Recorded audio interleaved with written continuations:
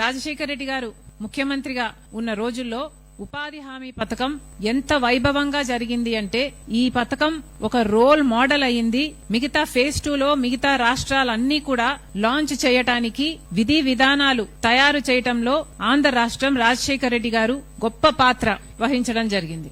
రాజశేఖర రెడ్డి గారు ముఖ్యమంత్రిగా ఉపాధి హామీ పథకం ఈ ఆంధ్ర రాష్ట్రంలో ప్రవేశపెట్టినప్పుడు ఎంత అద్భుతంగా ఈ పథకాన్ని అమలు చేశారు అంటే పథకం మొదలైన కొన్ని నెలలకే ఉపాధి హామీ కూలీలు మాకు మధ్యవర్తులు వద్దు, మాకు వేతనాలు ఇయ్యడం మా చేతికి నేరుగా ఇవ్వండి, మధ్యలో చేతులు మారుతుంటే కమిషన్లకు కట్ అవుతున్నాయి అని కూలీలు వాళ్ళ బాధ వ్యక్తం చేస్తే రాజశేఖర రెడ్డి గారు ముఖ్యమంత్రిగా ఒకేసారి 60 లక్షల బ్యాంక్ అకౌంట్లు ఓపెన్ చేయించి వారికి వేతనాలు ఆ కూలీలకు ఆ రోజుల్లో 60 లక్షల మంది డైరెక్ట్ గా వాళ్ళ అకౌంట్లకే పడేటట్టుగా చేసింది రాజశేఖర రెడ్డి గారు.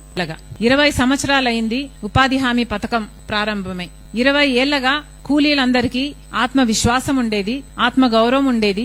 ఎంతో మంది ఉపాధి హామీలో పాల్గొన్నారు. మన దేశంలో అయితే కోట్ల మంది ఉన్నారు. ఇంతమంది వాళ్ళ జీవితాలను మెరుగుపరుచుకోగలిగారు, వాళ్ళ బిడ్డలను చదివించుకోగలిగారు, వాళ్ళకి బయింగ్ పవర్ పెరిగింది, విలేజెస్ లో ఎకనామిక్ యాక్టివిటీ పెరిగింది. ఇలా ఎన్నో విధాలుగా ఉపాధి హామీ పేద ప్రజలకు, పేద కూలీలకు ఒక ఆసరాగా నిలబడింది. కానీ బీజేపీ ప్రభుత్వం పుట్టిందే సర్వనాశనం చేయటానికి, కాబట్టి ఈ పథకాన్ని కూడా నాశనం చేయటానికి పూనుకున్నారు.